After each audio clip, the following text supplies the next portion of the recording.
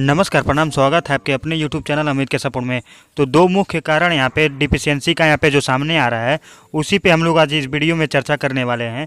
पहला कि यहाँ पे कह सकते हैं बोला जा रहा है कि सोसाइटी में यहाँ पे जो मेंबर आप नहीं हैं, और यहाँ पे कह सकते हैं आपका डाटा यहाँ पे सोसाइटी में डाटा ही नहीं है, सोसाइटी में मैच ही नहीं कर रहा है डाटा में जो है।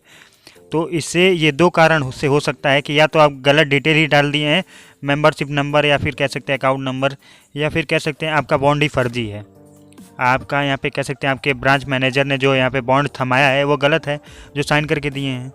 यहाँ पे मैं आपको बताना चाहता हूँ कि यही दो कारण हो सकता है कि डिफरेंट आने का। यहाँ पे कह सकते हैं यहाँ पे ये तो सहारा इंडिया यहाँ पे अपना नोटिफिकेशन यहाँ पे नोटिस निकाल के यहाँ पे बताए कि 100% यहाँ पे कह सकते हैं फॉर्म स्कैन करके यहाँ पे मेंबरशिप हमने CRC को नहीं दिया है, कि जिसके लिए यहाँ पे लोगों को परेशानियाँ हो रहा है और यहाँ पे मैसेज भी मिल जा रहा है कि आपका डेटा यहाँ पे मेरे पास नहीं है। और तो यहाँ पे कह सकते हैं बहुत लोगों पे FIR होने की स्थिति यहाँ पे पैदा हो रही है, क्योंकि जो भी ब्रांच मैनेजर यहाँ पे जेडमिन के हैं, यहाँ पे जनरल के जो हैं, जो भी रीजनल जनरल मैनेजर हैं, वो भी जो देख रहे हैं सीधा सीधे यहाँ पे FIR उनके पे हो सकता है। जो CRC का यहाँ पे जो कह सकते हैं 2 पेज का यहाँ पे डिफिशियंसी का यहाँ पे जो लेटर है इस पेज बेसिस पर, क्योंकि ओरिजिनल बॉन्ड आपके पास है और सही जानकारी आपने दिया है CRC पोर्टल पे, उसके बाद भी यहाँ पे कह सकते हैं उसके बाद भी बताया जा रहा है कि आपका डाटा गलत है, या फिर CRC ने यहाँ पे आपका डाटा ही नहीं है, या फिर सहारा के पास आपका मेंबरशिप ही नहीं है।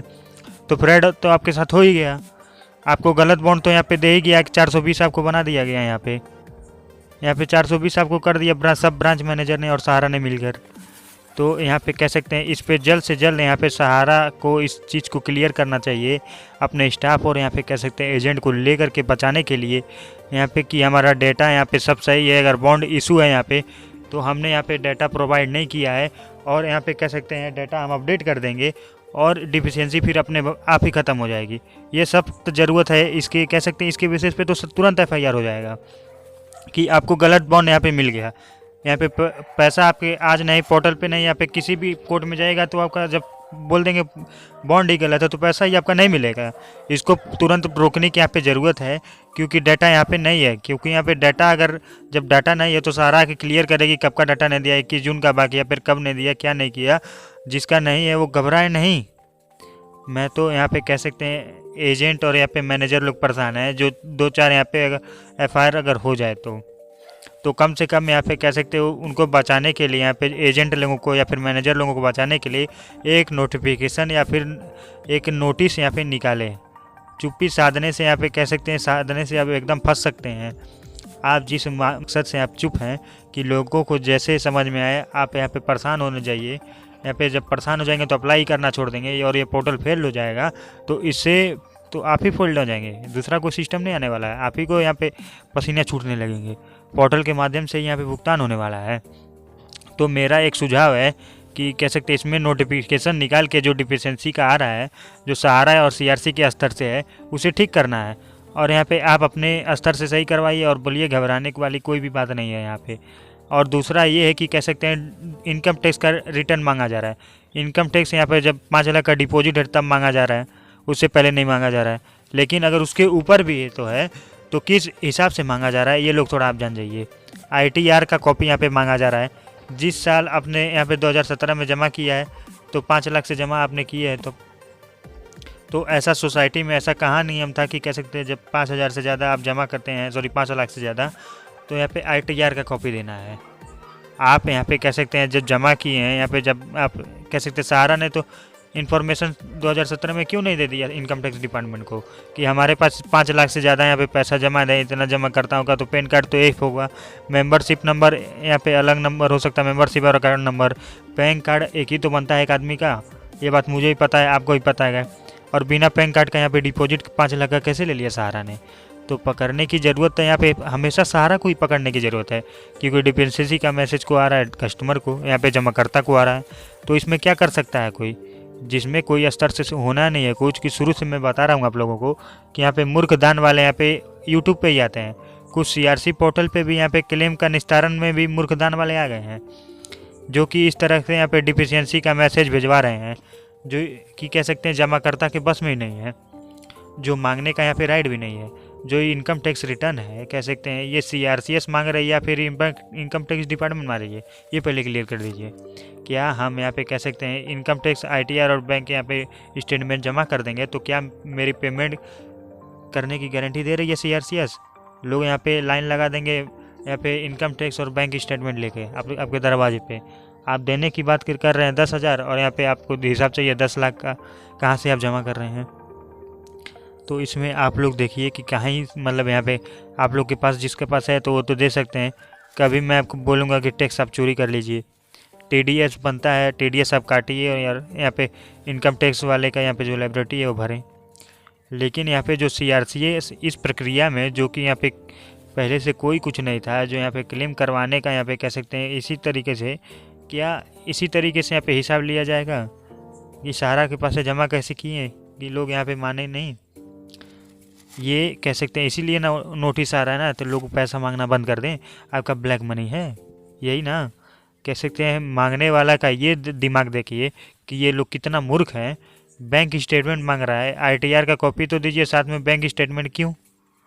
पैसा जमा हुआ सहारा में तो इसका कहना है कि बैंक स्टेटमेंट में यहाँ पे आपका विड्रॉल होना चाहिए, उस साल में उतना पैसा आपका विड्रॉल होना चाहिए, यहाँ पे कैश मोड में यहाँ पे जमा दिखाना है। तो सारी इन्वेस्टमेंट यहाँ पे कह सकते हैं सहारा तो एक कंपनी यहाँ पे कह सकते हैं री इन्वेस्टमेंट तो किया नहीं, एक कंपनी में सहारा ने पेमेंट यहाँ पे कैश दिखाती थी और दूसरे में यहाँ पे का जमा दिखाती थी। सहारा ने तो पूरा अपना दिमाग लगा ही दिया। तो ये कह सकते हैं बैंक स्टेटमेंट आप लाइए और उसमें विड्रॉल और यहाँ पर रिफंड यहाँ पर होना चाहिए उस साल में, तो अब माना जाएगा जेन्युइन है। तो मान लीजिए ठीक है प्रोवाइड कर दिया, तो क्या 100% भुगतान की स्थिति आप देने में है या फिर कोई ऐसा गाइडलाइन देने में आ रहा है कि कह सकते हैं कि यहाँ पे 100% पेमेंट उसका पहले हो जाएगा? ऐसा कुछ है नहीं। यहाँ पे हिसाब पहले आप सारा दे दीजिए और ऐसा हिसाब देने में कह सकते हैं देने के प्रति हमारे कोई भी जवाब देने का नहीं रहेगा। ऐसा है क्या? आज के डेट में अगर हम 2 करोड़ रुपए का FD करते हैं बैंक में तो बैंक कार्ड मतलब पैन कार्ड आधार कार्ड मांगा जाएगा, और विड्रॉल भी करते हैं तो यहाँ पे कह सकते हैं करोड़ों में, तो पैन कार्ड आधार कार्ड भी मांगा जाएगा। ये राइट नहीं है कि आप कहाँ से लाएं।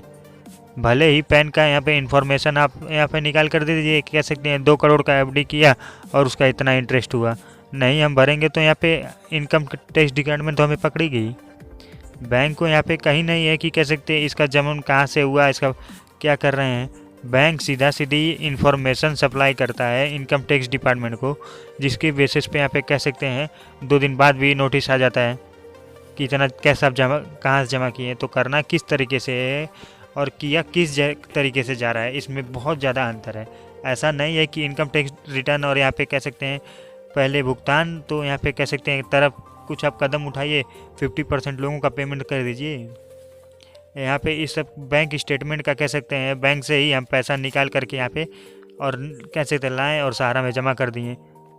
तो सहारा में जमा किए और यहाँ पे कह सकते हैं जमा कैसे कर दिए, तो यहाँ पे बैंक स्टेटमेंट हम लोग जमा क्यों करें? बकरी भैंस का यहाँ पे फ़ोटो हम अपना भेज देते हैं कि यही हम बेचे थे और इससे पैसा आया था हमने जमा किया। स्टेटमेंट क्या देखिएगा भाई, गाय भैंस का फ़ोटो देख लीजिए। तो यहाँ पे फ़र्क तो बहुत सारा हो सकता है। जितना काबिल ये लोग CRCS के अधिकारी लोग बन रहे हैं उतना तो है ही नहीं। ये कस्टमर को यहाँ पे पैसा से ही यहाँ पे उनके तनख्वाह ले रहे हैं। यह सरकारी योजना नहीं है, सरकारी योजना सहारा और CRCS पोर्टल, ये 5,000 करोड़ में ये सब कुछ किया जा रहा है, चाहे वो सैलरी हो, मेंटेनेंस हो, सब कुछ। कोई यहाँ पे अमित शाह या फिर मोदी इन लोगों का कोई एक पैसा जा नहीं रहा है कि CRCS रिफंड पोर्टल में यहाँ पे हम इतना सहयोग कर रहे हैं। सिर्फ और सिर्फ ये लोग जनता को उल्लू बना रहे हैं, और उल्लू बना के मोदी सरकार जितना सबको यहाँ पे लूट रही है।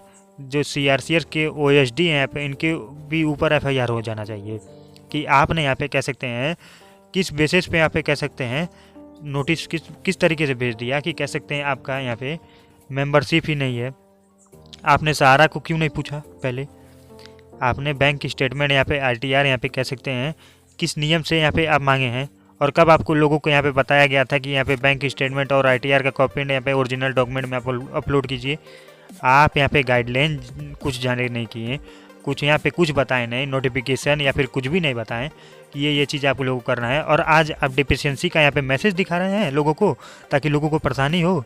तो ये सारी यहाँ पे सिर्फ यहाँ पे जो है सब नाटक किया जा रहा है आप लोगों के साथ। यहाँ पे मैं आप लोगों को एक ही सुझाव दूंगा, 100% आप लोग को इस बार इन जो ये सरकार चल रही, इस सरकार को ही जड़ से उखाड़ के फेंकना है, तभी जाके यहाँ पे कुछ तो कुछ आप लोगों का हो सकता है। क्योंकि ये सरकार जितना नाटक कर रही है लोगों के साथ उतना कोई नहीं कर रही है।